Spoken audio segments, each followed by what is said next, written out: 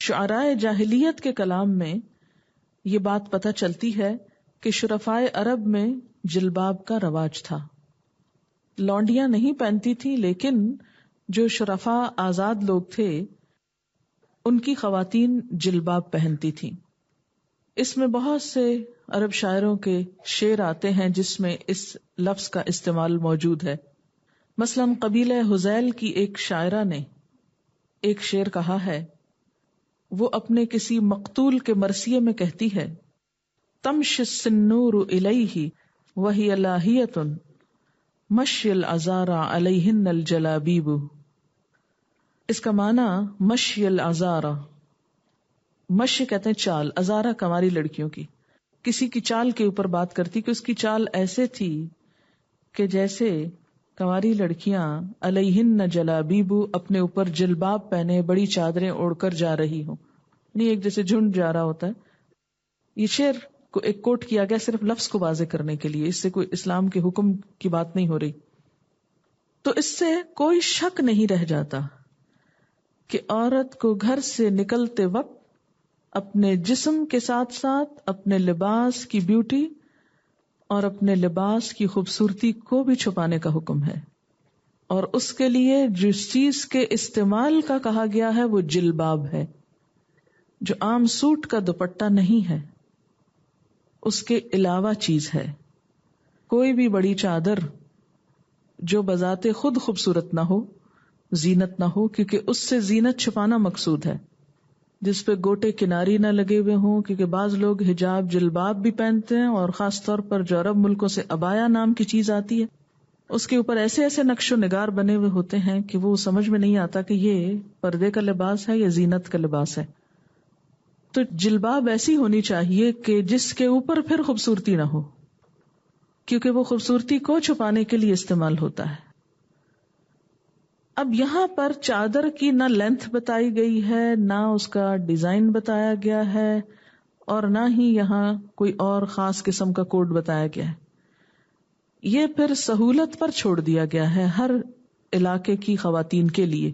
اس میں پھر کچھ موسم کا ایلیمنٹ بھی ہوتا ہے، کچھ کپڑے کی بناوٹ پہ بھی ڈپینڈ کرتا ہے، کچھ یہ ہے کہ خاص قسم کے جیسے ڈریس کے سٹائل ہوتے ہیں، اسی طرح سہولت کے لیے بعض لوگ اس کو کھلا لے کے ہاتھوں سے لپیٹ لیتے ہیں، بعض لوگ اس کو سی لیتے ہیں اور گاؤن کی شکل میں لے آتے ہیں. اور گاؤن بھی پھر قمیص جیسا نہیں کہ ٹائٹ ہو فٹنگ والا کہ جو قمیص بن جائے. یہاں قمیص پہننے کا حکم نہیں دیا گیا، چادر کا حکم دیا گیا ہے. اور اگر چادر کا آپ گاؤن بنا رہے ہیں تو وہ ڈھیلا ہونا چاہیے جس سے فگرز نمایاں نہ ہو. جس گاؤن میں فگرز نمایاں ہو وہ پھر جلباب کا معنی پورا نہیں کرتا، اسلام کے اس حکم کی روح کو پورا نہیں کرتا. کیونکہ ایسا ہو کہ جو نہ شفاف ہو کہ اتنا سی تھرو کہ ہر چیز اندر سے نظر آئے، اور نہ وصاف ہو کہ ایسا ٹائٹ کہ ایک ایک عضو جو ہے وہ نمایاں ہونے لگے، پتہ ہی نہ چلے کہ قمیص پہنی ہے یا جلباب پہنا ہے. اور پھر یہاں پر کیا حکم ہے کہ یدنین علیہن من جلابیبہن، ان چادروں میں سے کچھ حصہ، من کیا ہوتا ہے؟ بعض حصہ وہ ایسا رکھیں کہ جو اپنے اوپر سے لٹکا لیں، جس میں گھونگھٹ کا معنی ایک طرح سے آ رہا ہے، یعنی وہ آگے کو کچھ آ رہا ہو کہ جس سے وہ ایک خوبصورتی کا جو عنصر ہے وہ چھپ جائے. اس میں ہم دیکھتے ہیں عہد رسالت کے قریب ترین زمانے کے مفسر کیا کہتے ہیں. ابن جریر اور ابن المنذر کی روایت ہے کہ محمد بن سیرین نے حضرت عبیدہ السلمانی سے اس آیت کا مطلب پوچھا. یہ حضرت عبیدہ حضور کے زمانے میں مسلمان ہو چکے تھے مگر حاضر خدمت نہ ہوئے. حضرت عمر کے زمانے میں مدینہ آئے اور وہیں کے ہو کر رہ گئے، اور یہ فقیہ تھے. ان سے جب پوچھا گیا تو انہوں نے جواب میں کچھ کہنے کی بجائے اپنی چادر اٹھائی اور اسے اس طرح اوڑا کہ پورا سر، پیشانی اور منہ ڈھک گیا اور آنکھ کھلی رہی. ابن عباس قریب قریب یہی تفسیر کرتے ہیں.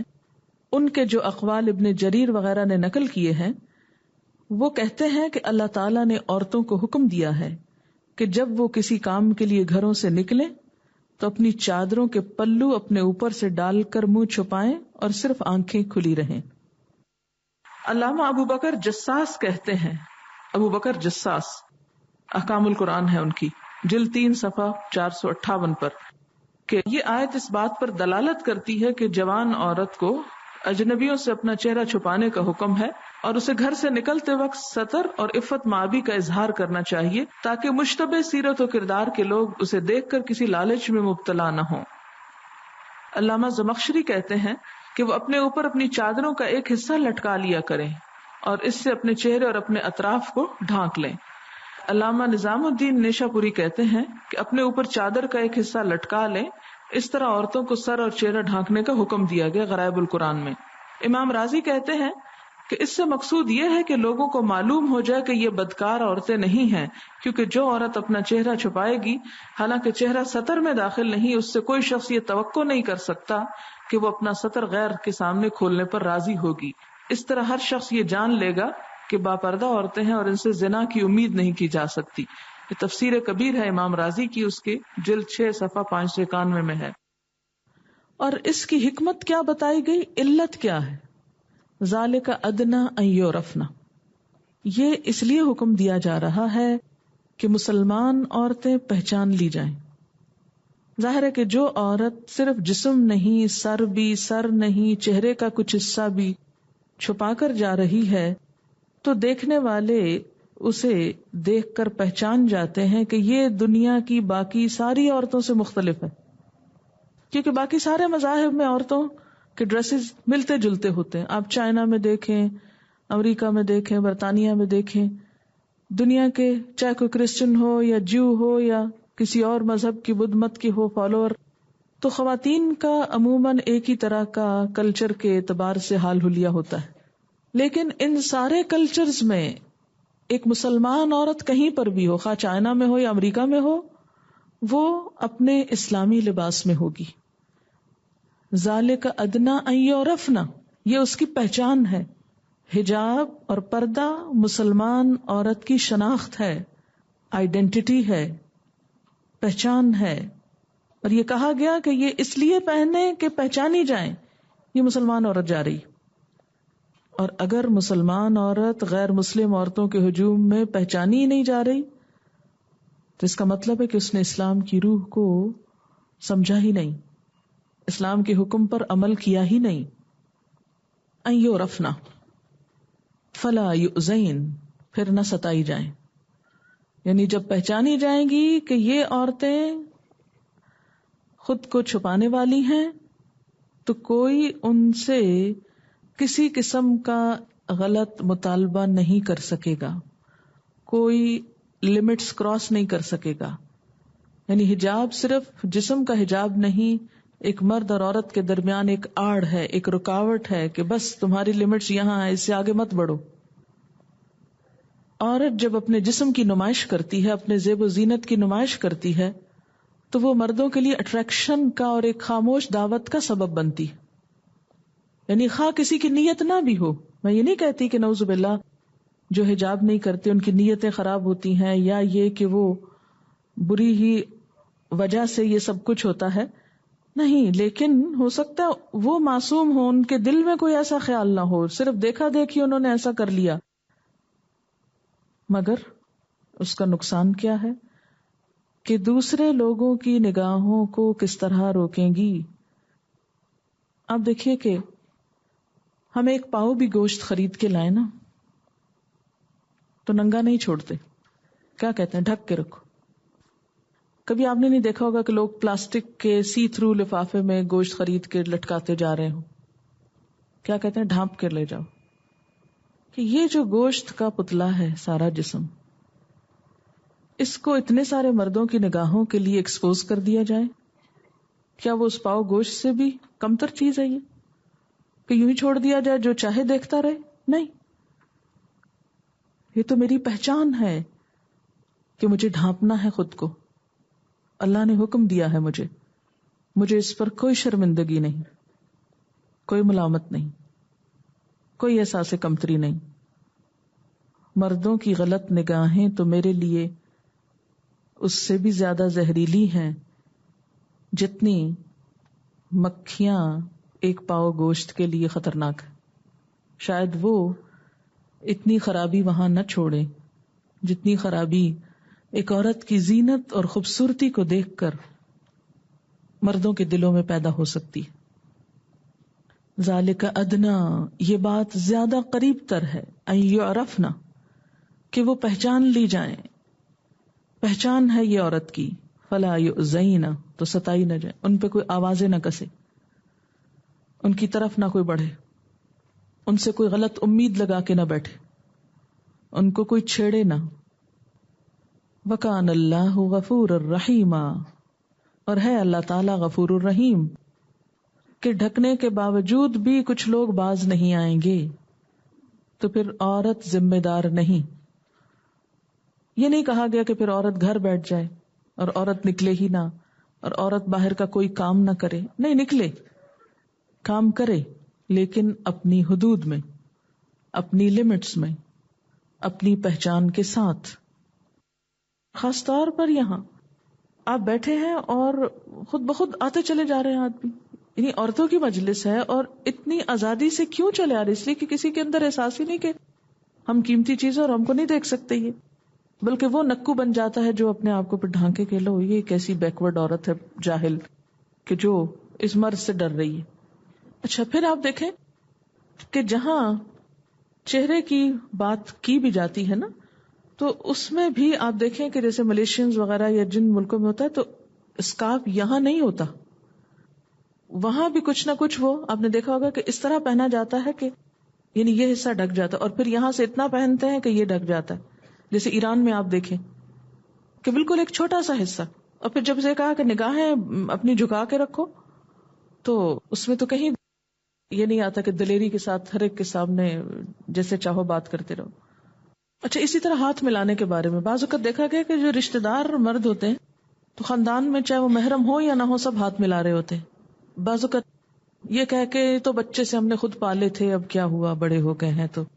تو اس میں امیمہ بنت رقیہ اپنی بیعت کا ذکر کرتے ہوئے فرماتی کہ میں نے کہا یا رسول اللہ صلی اللہ علیہ وسلم اپنا ہاتھ بڑھائیے کہ ہم آپ سے بیعت کریں. تو آپ صلی اللہ علیہ وسلم نے فرمایا میں عورتوں سے ہاتھ نہیں ملایا کرتا. تو اس سے پتہ چلتا ہے کہ ہاتھ ملانا جو ہے وہ بھی درست نہیں. یہ انٹرنیٹ پہ کسی نے بھیجی. To a Western woman, when you look at me, all you can see is the scarf that covers my hair. My words you cannot hear because you are too full of fear. Mouth gaping, all you do is stare. You think it's not my choice. In your own liberation you rejoice. You are so thankful you are not me. You think I am uneducated, trapped, oppressed, subjugated. You are so thankful that you are free. But Western woman, you have got it all wrong. You are the weak and I am the strong. I have rejected the trap of man. Fancy clothes, low necks, short skirts, these are devices of pain and hurt. I am not falling for that little plan. I am a person with ideas and thoughts. I am not for sale. I can't be bought. I am me, not a fancy toy. I won't decorate anyone's arm, nor be promoted for any charm. There is more to me than playing coy, living life as a balanced game. Mother, daughter, wife, nurse, cleaner, cook, lover, and still bring home a wage. Who thought up of this modern freedom, where man can love them and man can leave them?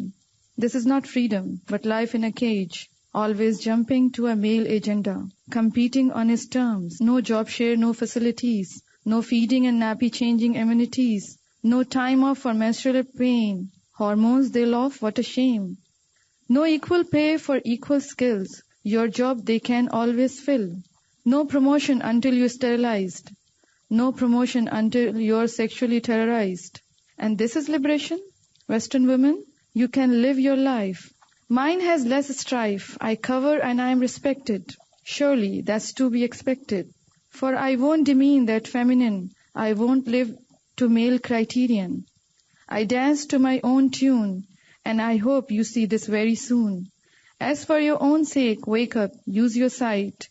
Are you so sure that you are right? Muslim hijab. Do you see someone limited or someone free? All some people can do is just look and stare, simply because they can't see my hair. Others think I'm controlled and uneducated. They think that I'm limited and unliberated. They are so thankful that they are not me, because they would like to remain free. Well, free isn't exactly the word I would have used. Describing women who are cheated on and abused, they think that I do not have opinions or voice. They think that being hooded isn't my choice. They think that the hood makes me look caged. That my husband or dad are totally outraged. All they can do is look at me in fear, and in my eye there is a tear. Not because I have been stared at or made fun of, but because people are ignoring the one up above. On the day of judgment, they will be the fools, because they were too ashamed to play by their own rules. Maybe the guys won't think I'm a cutie, but at least I'm filled with more inner beauty. See, I have declined from being a guy's toy, because I won't let myself be controlled by a boy. Real men are able to appreciate my mind and aren't busy looking at my behind. Hooded girls are the ones really helping the Muslim cause. The role that we play definitely deserves applause. I will be recognized because I am smart and bright, and because some people are inspired by my sight. The smart ones are attracted by my tranquility. In the back of their mind, they wish they were me. We have the strength to do what we think is right, even if it means putting up a lifelong fight. You see, we are not controlled by a mini skirt and tight shirt. We are given only respect and never treated like dirt. So you see, we are the ones that are free and liberated. We are not the ones that are sexually terrorized and violated. We are the ones that are free and pure. We're free of STDs that have no cure. So when people ask you how you feel about the hood, just sum it up by saying, baby, it's all good. یہ کسی نے سوال کیا اور بڑا اہم سوال ہے.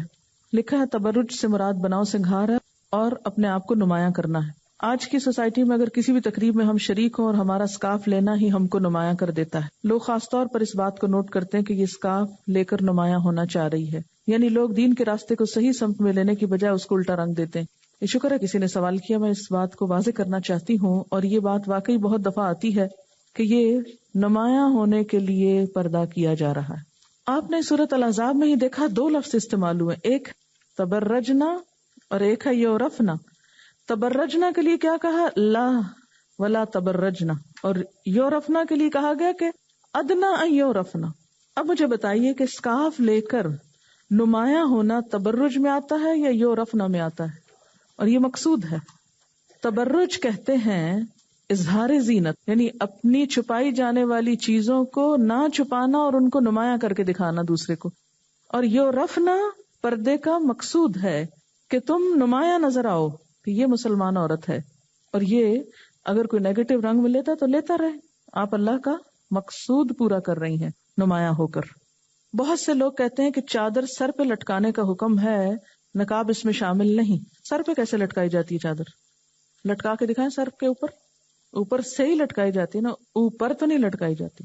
اور پھر وہ جو حج کی روایت ہے لا تنتقب المرأة المحرمہ، کہ احرام والی عورت نقاب نہ پہنے، تو اس سے کیا پتہ چلتا ہے کہ حالت احرام میں اگر نقاب منع کیا گیا ہے تو اس کا مطلب ہے کہ عام حالات میں نقاب ہوگا. جب بھی اس حالت میں منع کیا گیا نا، اگر عام حالت میں بھی نہیں تو وہاں کہنے کی کیا ضرورت ہے کہ نقاب نہ کرو.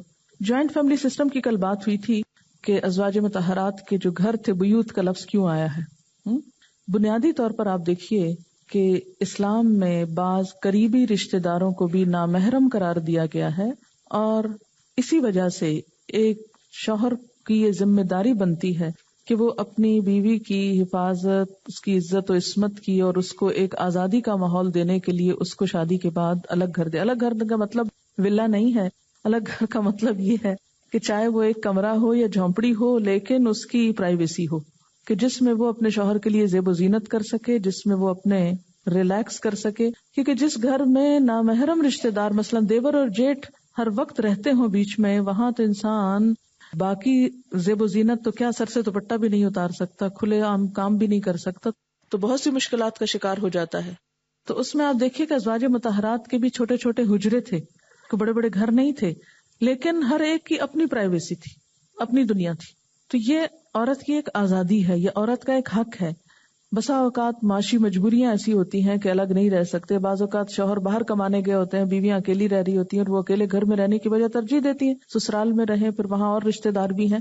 تو ان ساری چیزوں کے باوجود گھروں میں کچھ نہ کچھ گنجائش ایسی ضرور ہوتی ہے کہ جس میں اکٹھے ہوتے ہوئے بھی کچھ نہ کچھ پارٹیشن ہو جائے کہ جس سے وہ لمٹس باقی رہیں.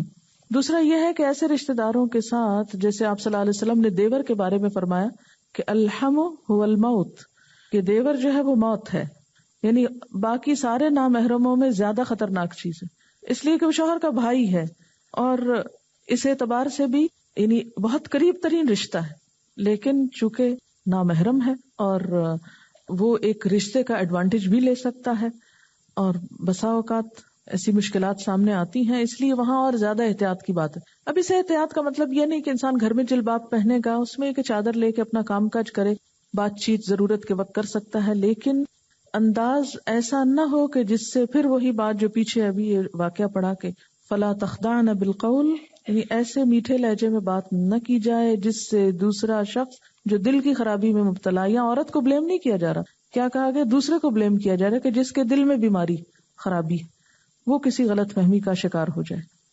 اب مسئلہ یہ نا کہ ہمارے معاشرے میں اب یہ بہت سے اس طرح کے مسائل ہیں کہ جوائنٹ فیملی سسٹم, یہ 3-4 اسی کے قسم کی چیٹیں پڑی ہوئی ہیں. میں سمجھتی ہوں کہ یہ ایک حقیقی مشکل ہے, اور اس میں لوگ پھر الٹا دین کو بلیم کرنے لگتے ہیں نا, کہ دیکھا نا ہم اسی لیے تو کہتے تھے قرآن نہ پڑھو, یہ پڑھیں گی اور ان کو پتہ چل جائیں گے اپنے حقوق اور یہ ہمارے لیے مصیبت کھڑی کر دیں گی.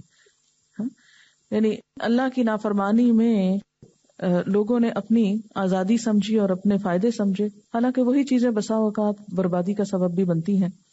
تو اس میں ایک دم تو چینج نہیں آ سکتا, اور خاص طور پر صرف عورتوں کے قرآن پڑھنے سے بھی مشکل ہو جاتی ہے, کیونکہ عورت کو تو ذمہ داری پتہ چل گئی اور اس کو نبھانا بھی ہے, لیکن شوہر تعاون نہیں کر رہے, ساس سسر تعاون نہیں کر رہے, وہ اس کو اپنے انسلٹ فیل کر رہے ہیں. ایسے موقع پر آپ نے صرف یہ بات نہیں کرنی کہ جی چونکہ قرآن میں لکھا ہے اس لیے آپ ناراض ہوں, نکلیں گھر سے, جو مرضی کریں, ایک فساد کھڑا کرنے کی کیفیت نہ ہو.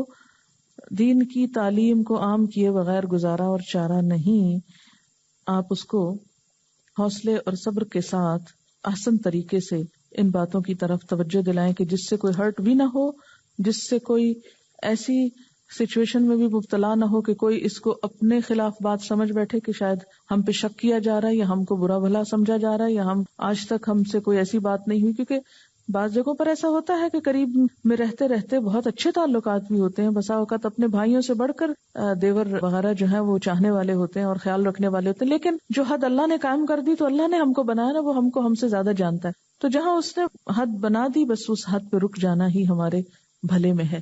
اور خاص طور پر فری لہجے میں اور بہت گل مل کے بات کرنے میں احتیاط برتنے کی ضرورت ہے. ایک عورت نے اپنا مسئلہ پوچھا تھا کہ وہ جوائنٹ فیملی سسٹم میں رہتی ہے, نماز پڑھنے والی ہے, اچھی سمجھدار عورت, شوہر سے بھی بالکل مطمئن, مگر دیور کے ساتھ 2-3 ماہ میں حرام معاملہ ہو جاتا. وہ آدمی موقع کی طاق میں رہتا کہ کسی موقع پہ سب گھر والے کسی تقریب وغیرہ میں چلے جائیں تو وہ گھر میں رک جائے. وہ عورت اس کے بعد ذہنی طور پر بہت پریشان ہو جاتی, بہت توبہ کرتی, مگر اس دلدل سے اپنے آپ کو نکال نہ سکتی, شوہر کو بتانا نہ چاہتی اور اس عمل سے خود بھی پریشان تھی. اصل میں عورت کی حفاظت کے لیے یہ سارے میئرز ہیں, عورت کو ستانے کے لیے نہیں. بہت سے لوگ الٹ معنوں میں لیتے ہیں کہ لو ہم ہی کو کیوں کہا جاتا ہے, ان کو کیوں نہیں کہا جاتا. آج کل تو یہ ہو رہا ہے کہ اگر لڑکی الگ گھر کا کہے تو ساس سسر کہتے ہیں بہت تیز لڑکی ہے, ہمارا بیٹا ہم سے چھیننا چاہتی ہے. دیوروں سے اچھی طرح بات نہ کرو تو کہا جاتا ہے بہت مغرور ہے. بہت سے لڑکیوں کے رشتے صرف اس لیے نہیں ہو پاتے کہ وہ پردہ کرتی ہیں. ہر ایک کا اپنا سرکل ہے. میرے پاس تو بہت سارے ایسے لوگ آ کے کہتے ہیں ہمارے لڑکے پردے والوں کا مطالبہ کر رہے ہیں. ہر طرح کے لوگ موجود ہیں. اور رشتہ ٹھیک ہے, بڑی اہم بات ہے, شادی بڑی ضروری ہے, لیکن آخرت کا مسئلہ اس سے بھی زیادہ اہم ہے. کمبائنڈ فیملی سسٹم ایک مشکل یہ بھی ہو جاتی ہے کہ جب بہت سے کپلز ایک گھر میں رہتے ہیں تو ایک تو کمپیریزن بہت ہوتا ہے. بعض لوگ لڑتے رہتے ہیں اور باقی ان کے صرف جھگڑے ہی سلجھاتے رہتے ہیں, اور بسا اوقات ان کے جھگڑے سلجھاتے اپنے حال سے بھی جاتے ہیں. اور بعض اوقات میں نے یہ بھی بہت سی جگہوں پر دیکھا ہے کہ جن دیوروں کی شادی نہیں ہوتی وہ ادھر کی ادھر لگا, ادھر کی ادھر لگا, یعنی شوہر تو نگرانی کرتے ہی ہیں, وہ ایک اور بہت سے نگران پیدا ہو جاتے ہیں, جس کی وجہ سے بسا اوقات مشکل حالات ہو جاتے ہیں. کہتے مجھے اس آیت نے یوم تقلب وجوہہم فی النار, یہاں خاص طور پہ چہروں کی بات کی گئی ہے نا, کہ جسم تو سارا ہوگا آگ میں لیکن چہرے کیوں الٹ پلٹ کیے جائیں گے. آپ ذرا غور کیجئے اس آیت پر, یہ انہوں نے لکھ کر بھیجا نا, یعنی سارا جسم ہے لیکن چہرے کی بات کیوں کی گئی؟ اصل میں اس لیے بھی بات کرنا چاہتے کہ ابھی چہرے کے بارے میں بہت سے سوال بھی آئے ہیں دوسرے ریفرنس میں، پردے کے ریفرنس میں، کہ چہرے کا پردہ ہے یا نہیں. تو یہاں بھی چہرہ ہی کیوں ذکر کیا جا رہا ہے؟ وجہ کیا ہے؟ انسان کی پہچان چہرے سے ہے. جسم کا اہم ترین حصہ چہرہ ہے، انسان کا خوبصورت ترین معزز حصہ. آپ دیکھیں کہ حضرت موسیٰ علیہ السلام کے لیے جو لفظ یہاں استعمال ہوا ہے قابل غور ہے. وَكَانَ عِندَ اللَّهِ وَجِيهًا، وہ اللہ کے ہاں چہرے والے تھے. تو انسان کی عزت، ذلت، خوشی، غم، دکھ، پریشانی، ڈپریشن، بیماری، مرض، قحط، ہر چیز کا اظہار انسان کے چہرے پر ہوتا ہے. محبت، نفرت، ہر چیز یہیں سے ظاہر ہوتی ہے. یہ چھپ گیا تو سب کچھ چھپ گیا، یہ ظاہر ہوا تو سب کچھ ایکسپوز ہو گیا. جی ہاں، چہرے پر کوئی عیب اور داغ ہو تو سب سے زیادہ اس کی فکر ہوتی ہے. تو جب یہ کہا گیا کہ اللہ تعالیٰ ان کے چہرے الٹ پلٹ کرے گا تو مطلب یہ ہے کہ سب سے پہلے چہروں کو داغدار کیا جائے گا. چہرہ ایک آئینہ ہے نا، ہر چیز کا آئینہ، ہر چیز دکھاتا ہے. اگر اس کو چھپا دیا جائے تو ہاتھوں سے نفرت یا محبت نہیں پتہ چلتی. تو قیامت کے دن بھی انسان کو، یعنی یہ سخت ترین سزا ہے نا، کسی کا چہرہ بگاڑنا سخت ترین سزا ہے. کہتے جسم کو اگر ایک عمارت سے تشبیہ دی جائے اور چہرے کو مین گیٹ سے، تو عمارت کو اگر محفوظ کرنا ہے تو مین گیٹ کو بند کرنا ضروری.